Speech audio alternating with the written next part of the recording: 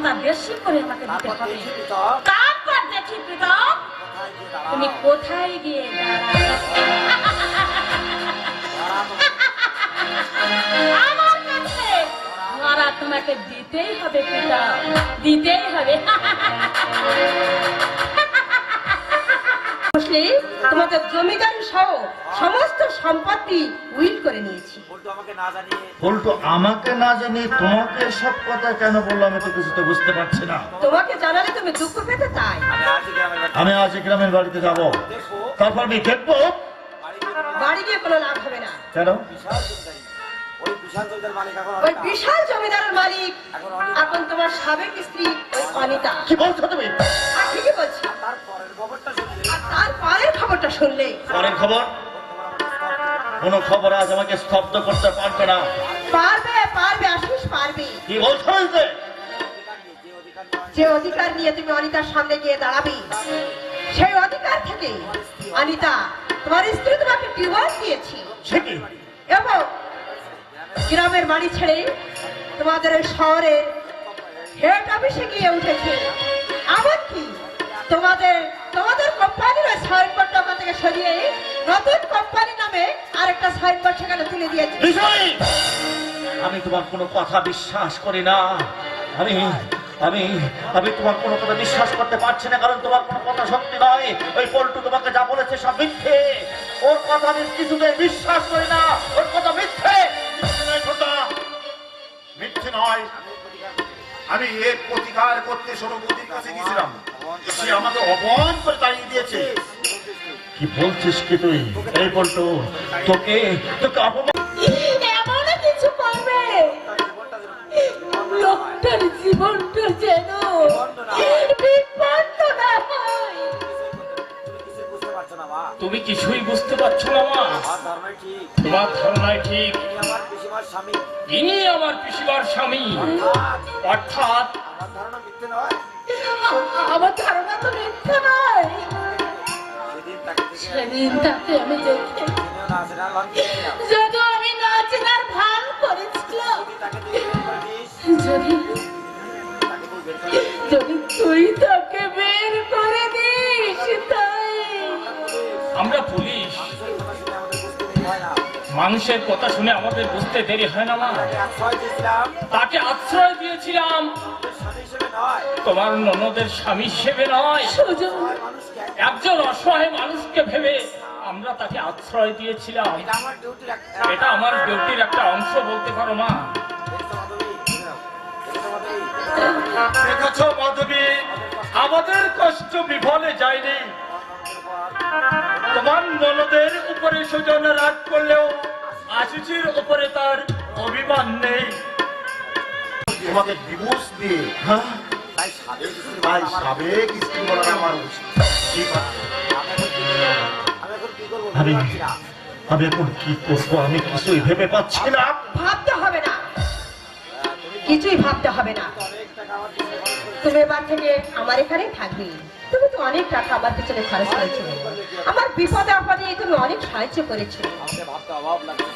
আমাকে ভাবতে অবাক লাগছে। এত বড় কাজ করে কিভাবে পার পেয়ে যাচ্ছে? সবই আমার এই সন্তান। সে যদি ওদিন সেই নষ্ট মেয়েকে বিয়ে না করতো, তাহলে সে সন্তানকে ধোকা দিল। কোথায় বলে উৎপাতের করে করি ফিটপাতে। হ্যাঁ আমাকে তো একা নেই। আমাকে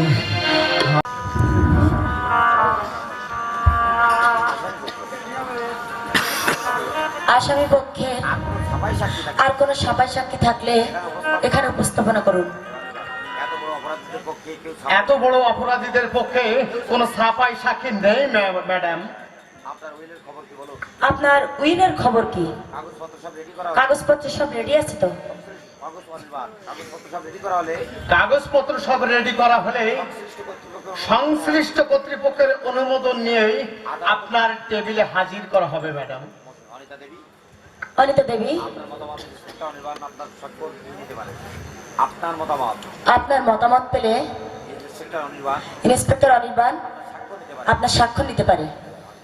আমি আদালতে যে ওয়াদা করেছিলাম আমি আদালতে যে ওয়াদা করেছিলাম সেটা আমি পালন করেছি। সেটা আমি পালন করেছি। আমাকে পূর্বকৃত কর্মের জন্য আমাকে পূর্বকৃত কর্মের জন্য ক্ষমা করে দেওয়া হোক। ক্ষমা করে দেওয়া হোক। আদালত সাক্ষী প্রমাণ সাপেক্ষে আদালতের সাক্ষী প্রমাণ সাপেক্ষে মিস্টার সুদর্শনকে মিস্টার সুদর্শন 9 বছরের কারাদণ্ডে দণ্ডিত করলো।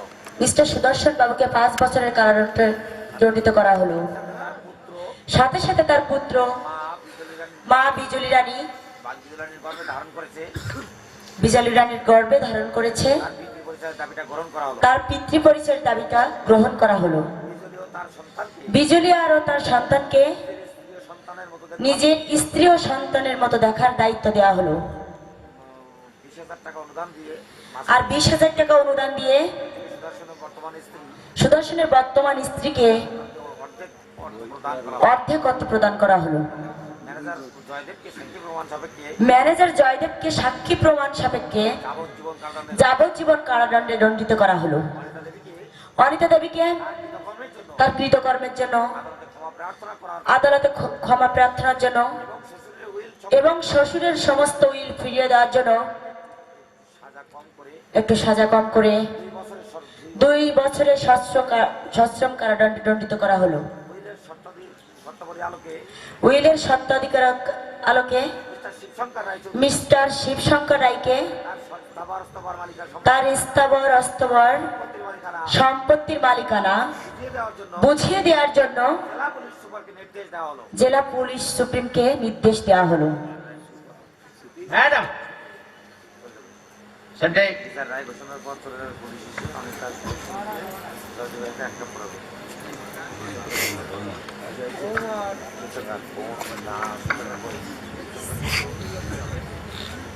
না না বৌমাকে তোমরা জেলে নিয়ে যেতে পারো না। যখন তার নিজের ভুল বুঝতে পেরেছে আমি তাকে জেলে যেতে দেবো না। না, না, তোমরা আমার বৌমাকে জেলে নিয়ে যেও না। কি করছেন জমিদার বাবু? সুদর্শন, কি করছেন জমিদার বাবু?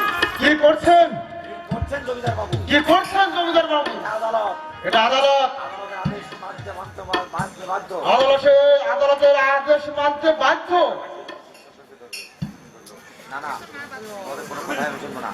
দাদা দাদা তোমাদের কোনো কথাই আমি শুনবো না। জমিদার বাড়ির বউ জেলে জমিদার বাইরে বহু কোনোদিন জেলে যেতে পারে না। মাথা খারাপ করো না বাবা, মাথা খারাপ করো না বাবা, আমি বাবাকে নিয়ে যেতে দেবো না।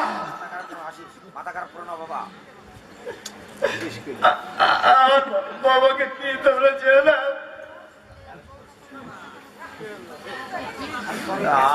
আমার বৌমা দাদা, আমার বাবাকে তোমরা নিয়ে যেও না।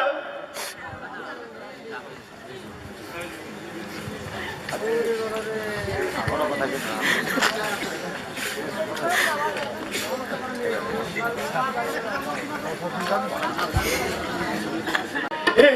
আমি কি করলাম?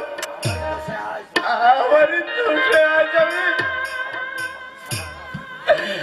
আমার বাবা সাজা প্রাপ্ত হয়েছে।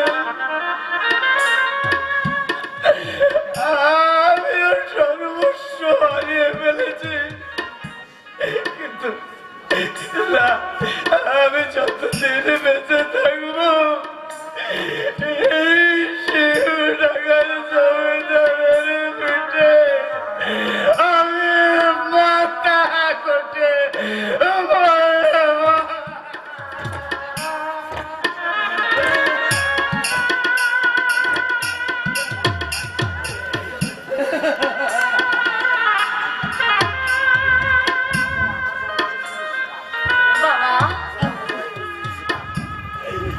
বাবা, আমরা আমরা আমরা সবাই পরিস্থিতির শিকার বাবা।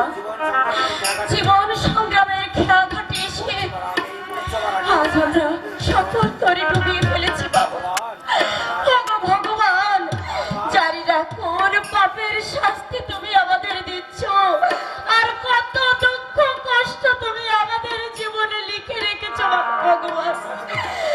আমাদের আমাদের তুমি এই যন্ত্রণা থেকে মুক্তি দাও, মুক্তি দাও।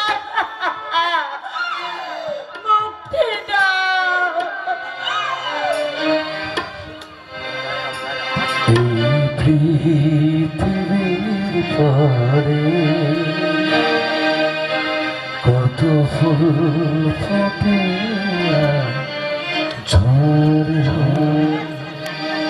সে কথা কি